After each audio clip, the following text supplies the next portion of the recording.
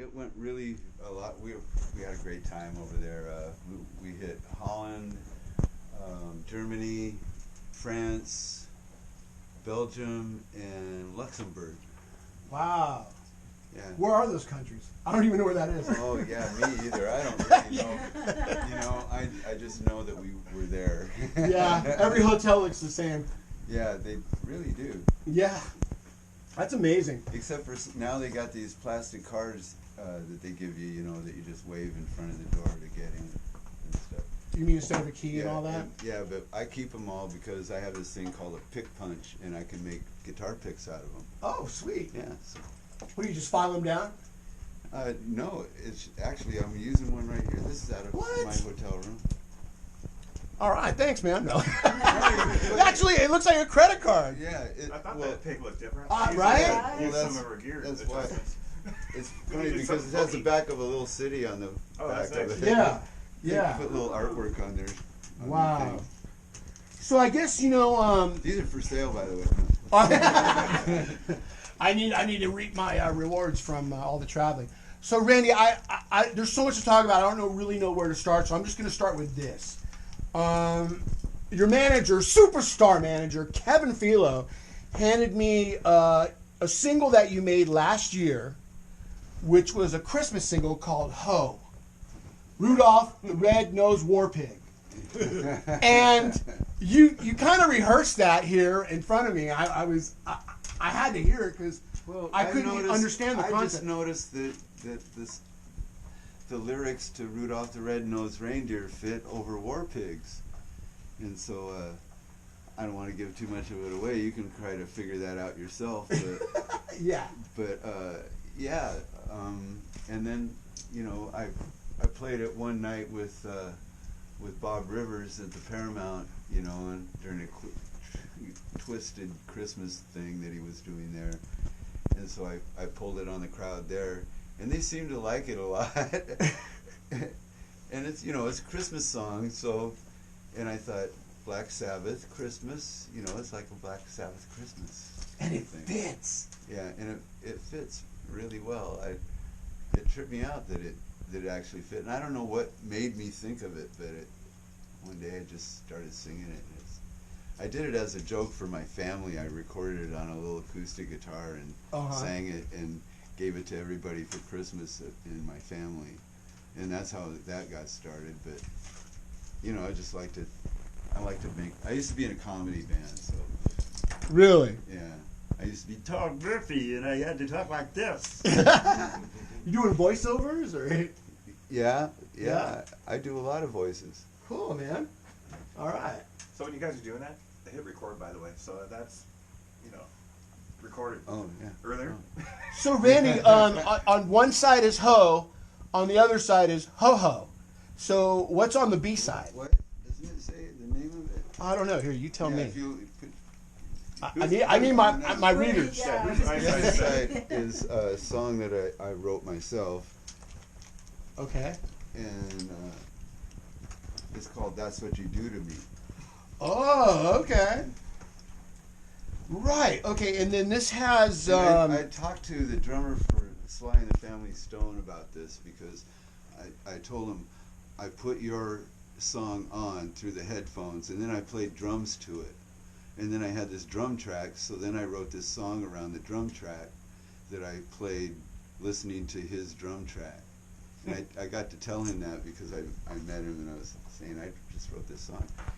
And I was going to send it to him, but I didn't know where to send it to. He goes, "Yeah, send that to me." And I go, "Okay." To where? Where's that? Yeah, and I didn't know where to send it. What time frame was this before internet, obviously? Oh, this is quite a while ago.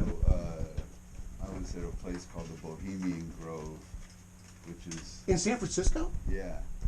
Yeah, in Marin. You've heard of the Bohemian... It's in the by the Russian River. Yeah. Yeah. I'm from San Francisco. You're not supposed to...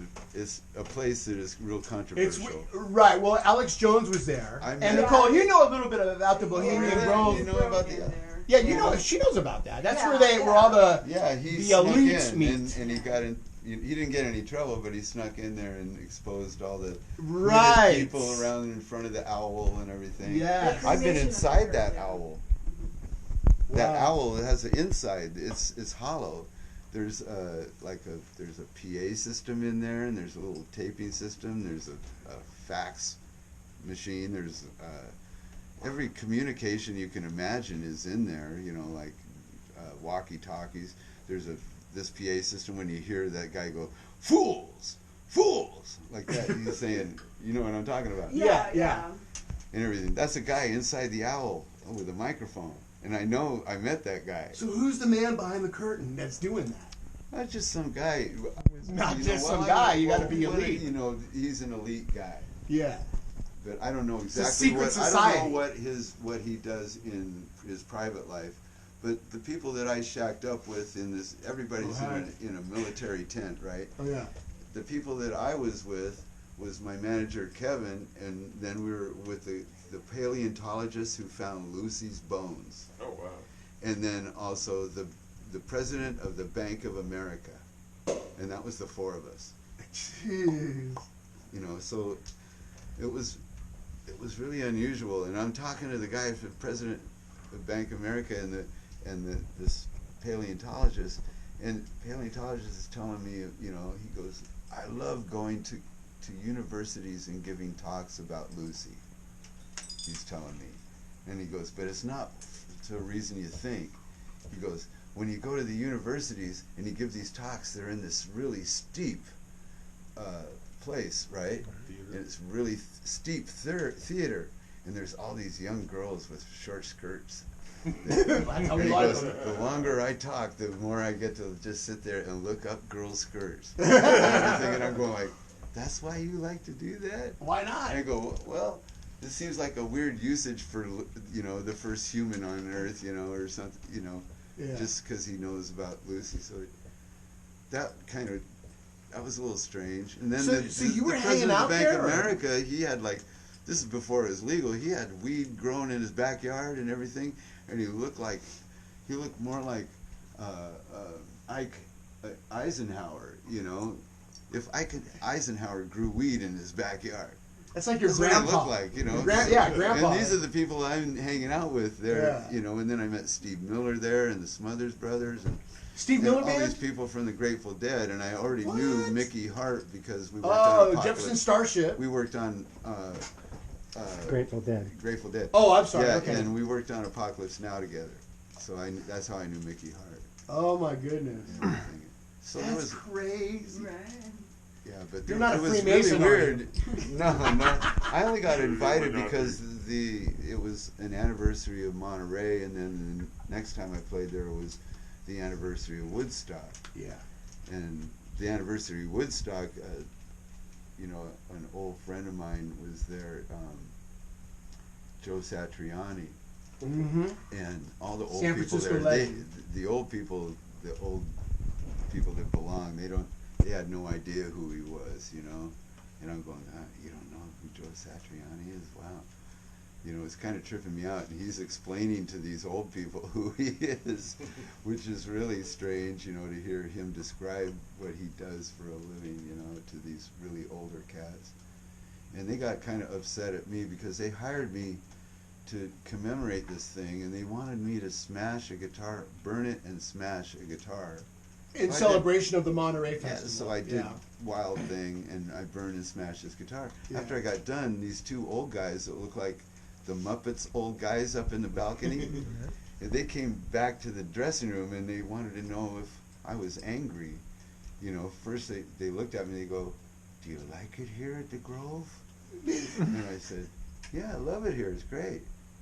And they kind of looked at each other and nodded, Mm-mm-mm. and then just turned around and looked at me, and then they turned around and left. And they were arm in arm when they walked in, these really old guys. And I was going like, they wanted to know if I was like not digging them or something. And, Yeah. and that's why nobody explained to them that I was going to smash this guitar and burn it. And they thought I got, just like my girlfriend when she'd never heard of that either. Mm-hmm. And when I first did that, I walked off stage and I was smiling. She goes, are you all right? You know, she thought I had lost my mind. Because you burned the guitar? Like, no, that was cool. And No, that well, it looks kind of wild while you're smashing. it. Yeah, It yeah, looked like that's- you're angry, you know. And she thought I was real angry when I came off. you know, a lot of people misconstrue what's going on in your head when you do something like that. you Sure. know? That was totally badass. That was cool. Who Yeah, else look, used to me. smash the guitars back in the day? Was it Pete Townsend or who used to do that all the time? Oh God, Pete Townsend. used to Yeah, do that. that's what I The thought. The Move is who Jimmy saw that made him want to smash and burn his guitar. if you watch an early thing of The Move, I forget what song they're doing, but they're in a club and they're burning, I think, a TV set, and the guy pulls out an axe and starts smashing the TV set with it and everything, and he just beats it into like a little piece of metal Submission. and pieces of wood. And Nirvana Jimmy, and that was was the pretty first famous. band that Jimmy saw when he got to England. And I thought, wow, that makes sense as to what he ended up doing, you know? Yeah. Hey, Randy, one thing I wanted to talk about on this single, Ho, Ho. I think it must be Ho Ho because of. Is Ho, it not? Ho, Ho, Ho. Ho is side one, and then Ho Ho is side two. Oh, I guess. So it's Ho, Ho, Ho. But I think it probably says the name of the song, Rudolph the Red-Nosed Warpig, and then. Yeah, it does. And then, okay. It does say You're that. worrying me there. No, yeah. I just need to wear my reading here. Let me put my reading glasses on so I can see what the hell I'm talking about here. And that's what you do to me. That's That's wrote what you that do to for- me is, I yeah, wrote that on for side my- Ho Ho. For my girlfriend. Yeah, it says, all of our love and blessings from everyone at PIG goes out to our dearest friend and partner in crime, Gianni Santil. Yeah. And one thing about this single, it comes in vinyl, and it comes with Green vinyl. in vinyl, and it comes with crayons. Yeah, because when you take the sleeve out, it turns into a coloring book, sort of. Right here And for the so- camera. And we were going to have a coloring contest around it